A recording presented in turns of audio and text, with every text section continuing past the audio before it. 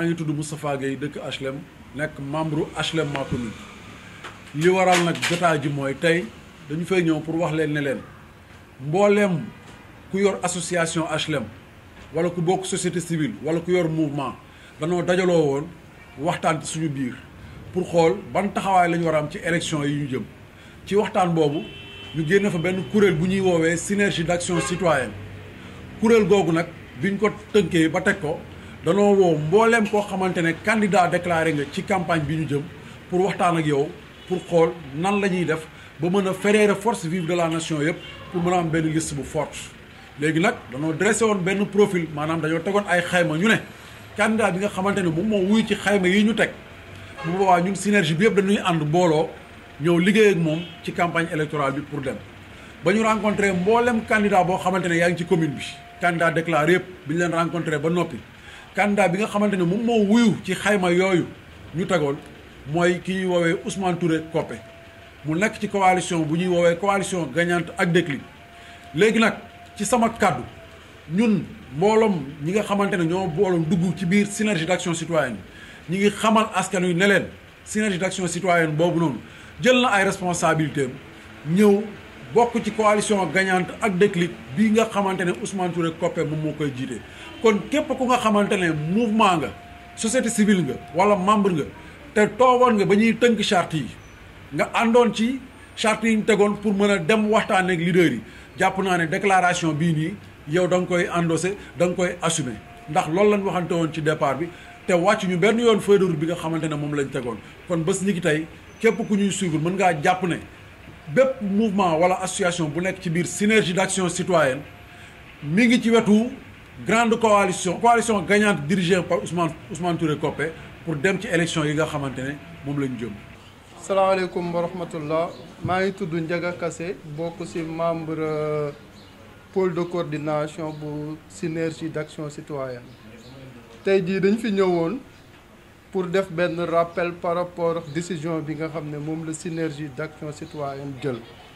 mu doon benn feuille de route boo xam ne dañ ko defoon ci 10 étapes tey jii aujourd'hui ñu ngi ci 10e étape bi mooy tànn candidat bi nga xam ne moom la synergie d'action citoyenne jël mais ci loolu nag day baax ñu def benn rappel parce que dañu nekkoon ci benn panel bu tudd dynamique HLM ma commune biñ ci nekkee di wax ñu ne élection locale ñëw na te ñun ñu ngi fi nekk des groupes association yoo xam ne ku ci nekk da ngay def action citoyenne fi nga dëkk ñu ne leen comme que ci élection locale lañ jëm élection yi ça nous interpelle tous ñun ñëpp ñi nga xam ne ay président association lañ ay personnes ressources ñu ne dañuy def benn feuille de route en 10 étapes première étape bi moo doon ñu dem ci commune bi candidats yi nga xam ne yëpp ñoo fi déclaré ñu woo leen buñ leen woowee ñu ñëw ne leen déglu leen poser leen ay questions par rapport ak questions yi ñu leen di poser dañ ciy jël ñu tànn ci ñett loolu nag buñ koy def c'est parce que dañu tënku rek ci li nga xam ne loolu la suñu diine wax moom la ñuy wax sax parce que nit boo ko bëggee déglu di nga ñëw poser ko ay questions mu répondre la biñ ko defee ñu tànn bi ñu tànnee ñu tànn 3 candidats ñetti candidats mu doon le président Ousmane Touré Lalla Aïcha Fall Abdourahmane Diaw biñ leen tànnee ñu déglu leen biñ leen dégloo ñu dem tëjuwaat ñun parce que lépp lu ñuy def rek dañ koy def de façon collégiale dañuy demaat ci assemblée bi ñu ne leen candidats yi bi ñu leen dégloo lii lañ ci jël bi ñu dégloo candidats yëpp ñu ne Ousmane Touré Coppé moom vu son expérience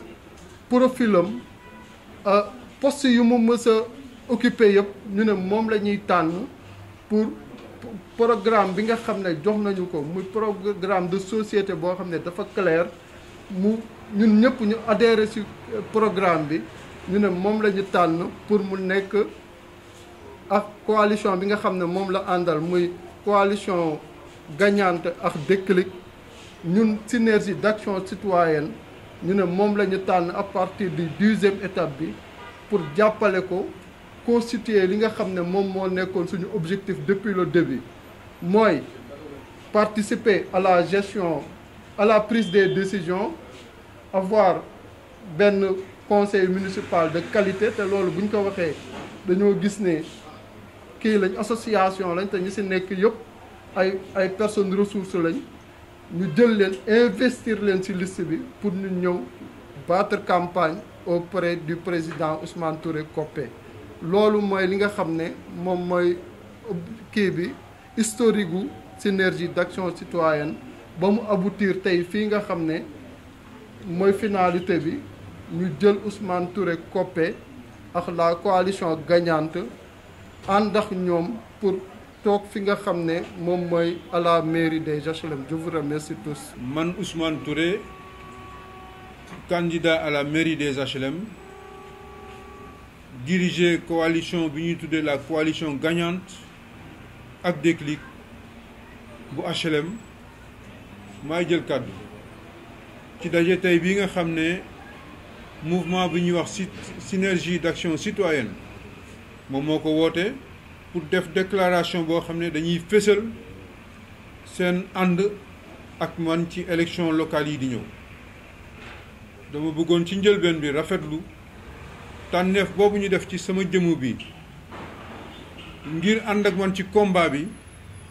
pour ñu dem ci élection locale yi di ñëw ñu waajal ko ci ñaar fukki fan ak ñett ci weeru janvier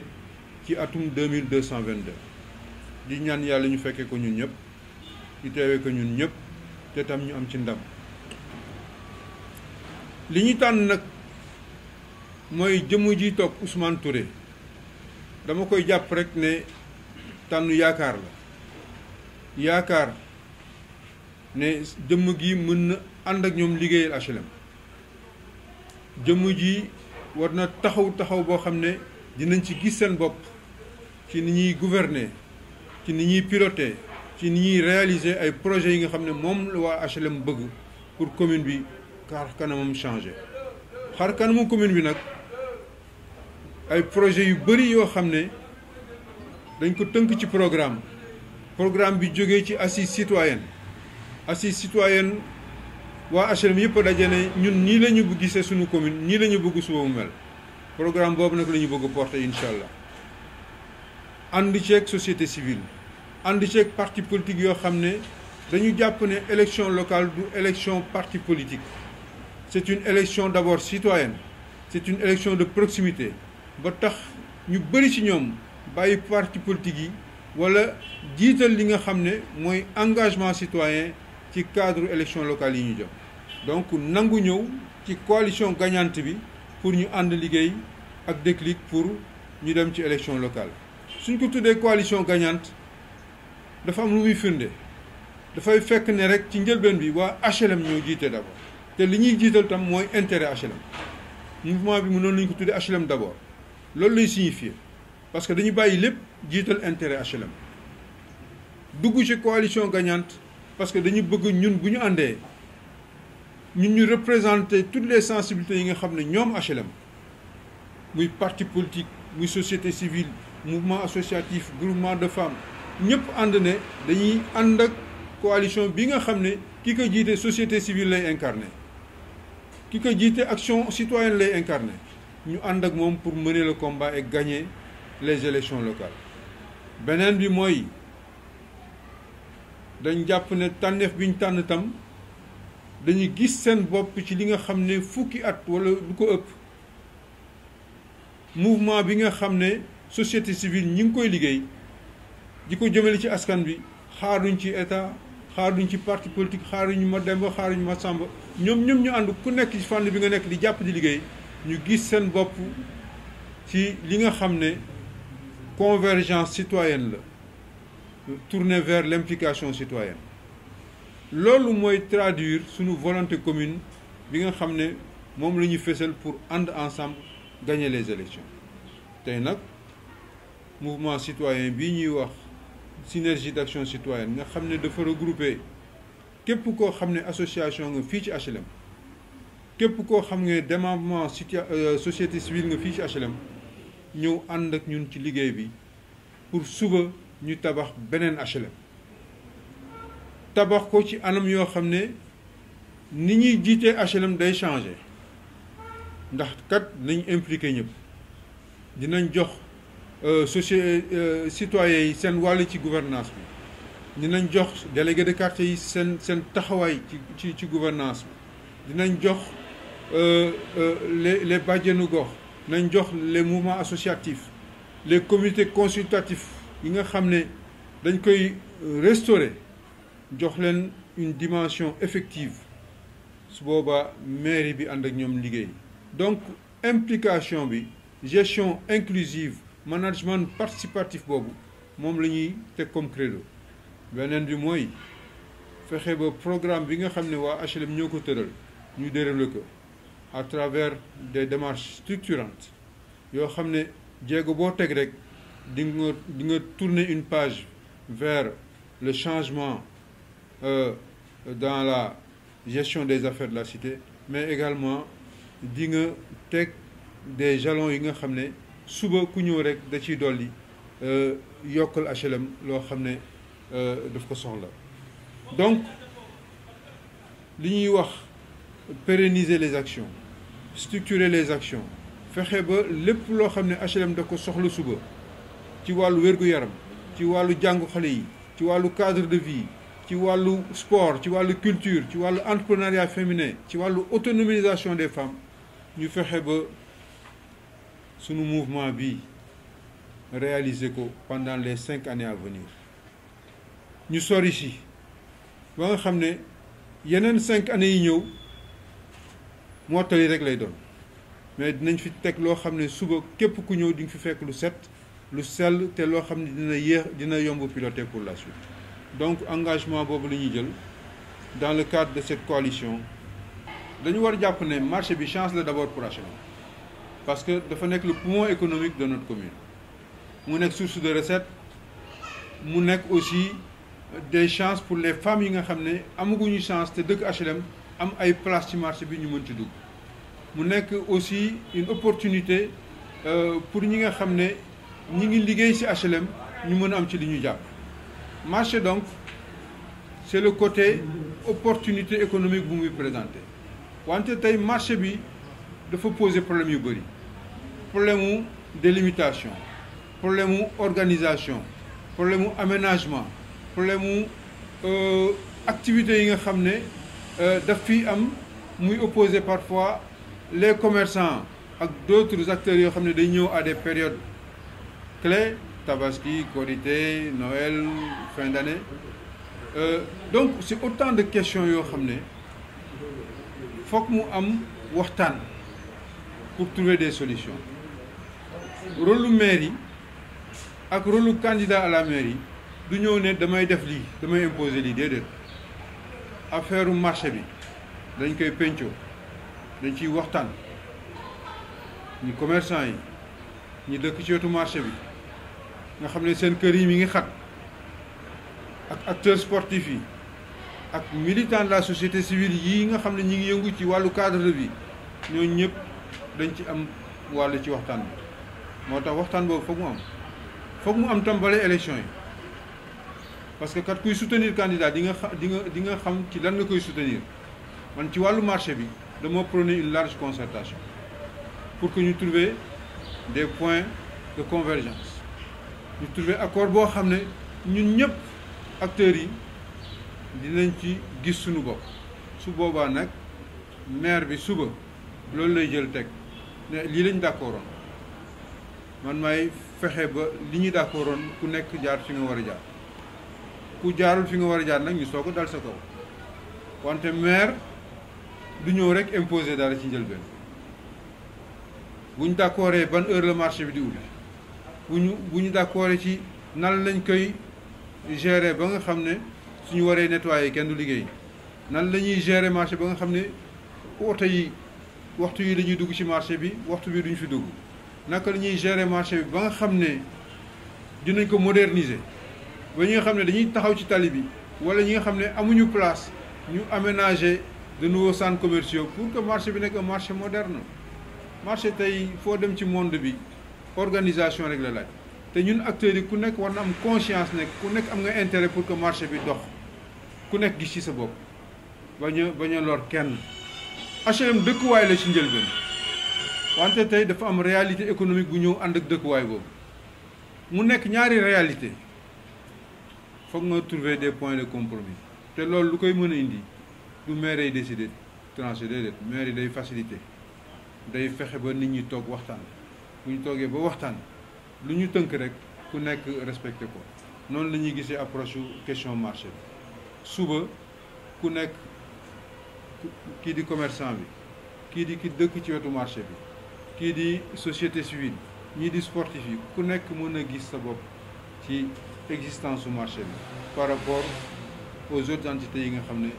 ñu ngi fii ci commune HLM. di invité rek population HLM ñi nga xam ne ñooy yore seen carte di tànn prochain maire HLM ñu xam que ne ay doomu HLM ñoo dajaloo ay doomu HLM ñoo tànn ne dañuy teg fële affaire parti politique yi doomu HLM yoo xam ne dañuy jiital intérêt HLM balay beneen intérêt doomu HLM yooyu nag ñooy woowaa HLM li ko dalee cité des eaux ba cité port ñu ñëw ànd ak ñun ci mouvement bi cette dynamique citoyenne dafa mérité ñu porter ko accompagner ko pour suba ñu jël en main la destinée de notre commune liggéey bu metti la mais liggéey bu exaltant la aussi loolu moo ñuy motiver fi mu nekk dañuy yàkkamti mbiri jot pour ñu commencer liggéeyal HLM te liggéeyal HLM rek ñu tax a jóg nag muy un sacerdoce pour ñun muy un engagement boo xam ne suba ñaan nañ yàlla bu ñu toogee yéen bu ñuy rendre compte de notre action ngeen xam ne li ñuy defoon ci engagement respecté nañ ko incha allah loolu mooy wax ji te loolu mooy li nga xam ne moom la waa HLM di yaakaar ci waa doomu HLM ñun nag kenn duñ jàngal HLM xam nañ ñu mu tëddee xam nañ attente waa HLM te loolu la ñuy jublu indi ci ay réponses àndi ceeg synergie d'action citoyenne àndi ceeg jeunesse renaissante des HLM àndi ceeg dynamique HLM ci xol àndi ceeg renaissance des HLM àndi ceeg ñi nga xam ne ay démembrement parti politique lañu yoo xam ne tey dañu bàyyi seen lépp ñëw dugg ci dynamique citoyenne bi ñu àndi ci dans la coalition gagnante gagnante bi nag c'est pas un vain mot dañu gëm ne nañ gagné parce que waa HLM ànd waa HLM xaajoowuñu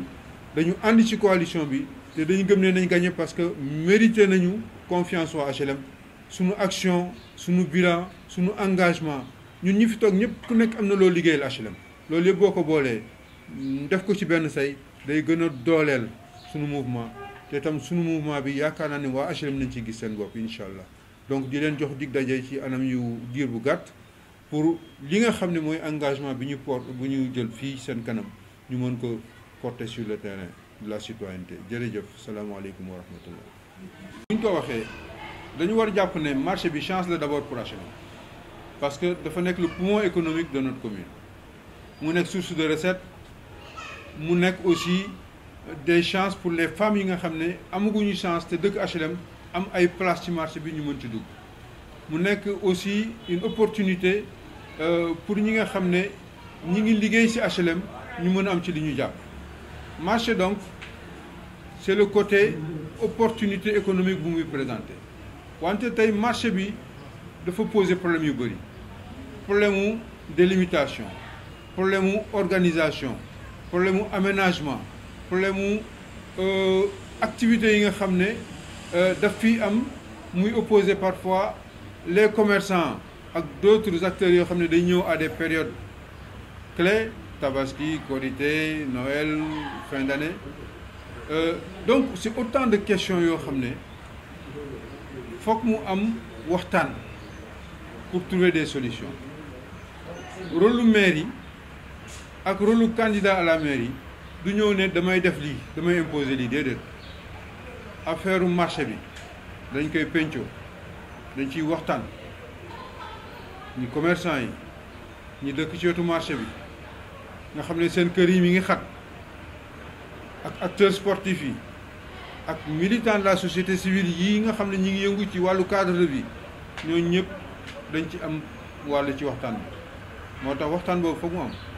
foog mu am tam bale élection yi parce que kat kuy soutenir candidat di nga xam ci lan nga koy soutenir man ci wàllu marché bi dama prôner une large concertation pour que ñu trouver des points de convergence ñu trouver accord boo xam ne ñun ñëpp acteurs yi dinañ ci gis suñu bopp su boobaa nag maire bi suba loolu lay jël teg ne lii lañ d'accordoon man may fexe ba li ñu d'accordoon ku nekk jaar fi nga war a jaar ku jaarul fi nga war a jaar nag ñu soog a dal sa kaw wante maire du ñëw rek imposer dara ci njëlbeen bu ñu d'accordee ban heure la marché bi di ubbi bu ñu d'accordee ci nan lañ koy gérer ba nga xam ne suñu waree nettoyer kenn du liggéey nan la ñuy gérer marché ba nga xam ne oto yi waxtu yi dañuy dugg ci marché bi waxtu bi duñ fi dugg naka la ñuy gérer marché bi ba nga xam ne dinañ ko moderniser ba ñi nga xam ne dañuy taxaw ci tali bi wala ñi nga xam ne amuñu place ñu aménager de nouveaux centres commerciaux pour que marché bi nekk un marché moderne. marché tey foo dem ci monde bi organisation rek la laaj te ñun acteurs yi ku nekk war na am conscience ne ku nekk am nga intérêt pour que marché bi dox ku nekk gis ci sa bopp bañ a lor kenn. HLM dëkkuwaay la ci njëlbeen wante tey dafa am réalité économique bu ñëw ànd ak dëkkuwaay boobu mu nekk ñaari réalité foog nga trouver des points de compromis te loolu lu koy mën a indi du maire yi décider tranché déedéet maire yi day facilité day fexe ba nit ñi toog waxtaan bu ñu toogee ba waxtaan lu ñu tënk rek ku nekk respecté ko noonu la ñuy gisee approche question marché bi suba ku nekk kii di commerçant bi kii di ki dëkk ci wetu marché bi kii di société civile ñii di sportif yi ku nekk mën a gis sa bopp ci existence su marché bi par rapport aux autres entités yi nga xam ne ñu ngi fii ci commune HLM jërëjëf